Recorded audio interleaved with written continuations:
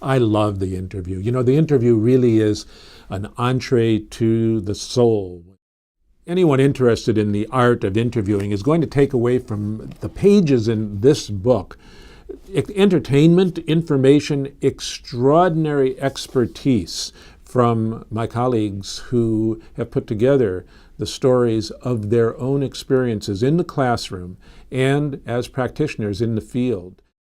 One goal of the book was to not be the textbook for a dying industry or the textbook for a journalism of the past. The whole idea was to have a textbook that would speak to the journalism that is emerging. So a lot of chapters have to do with the journalism of the future. We all do interviews in some capacity or another at some point. The research that I've done with people in Second Life, this 3D online virtual environment, has been by conducting interviews with avatars. So basically, I sit down and have a face-to-face in a digital environment. I do mostly stories in foreign countries. I've traveled abroad a lot and I've done some war zone work. And so my contribution to the book was how you can pack all the necessary gear essentially into a backpack that you can put in the overhead rack on an airplane when you go somewhere to cover a story.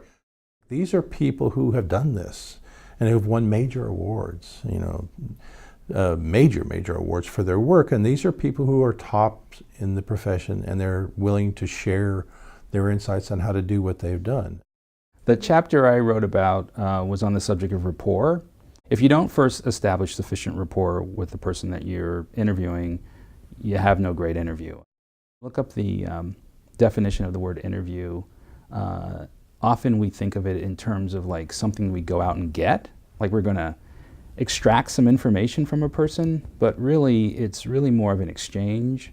The best interviews are when you discover things that you hadn't intended that you were going to get.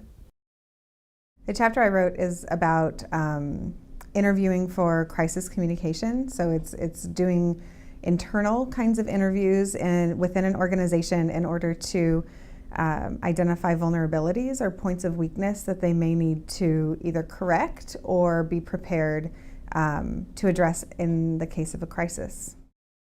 I wrote a chapter about interviewing people after tragedy, and for whatever reason I've had a lot of opportunities to interview people who have just lost something really important to them.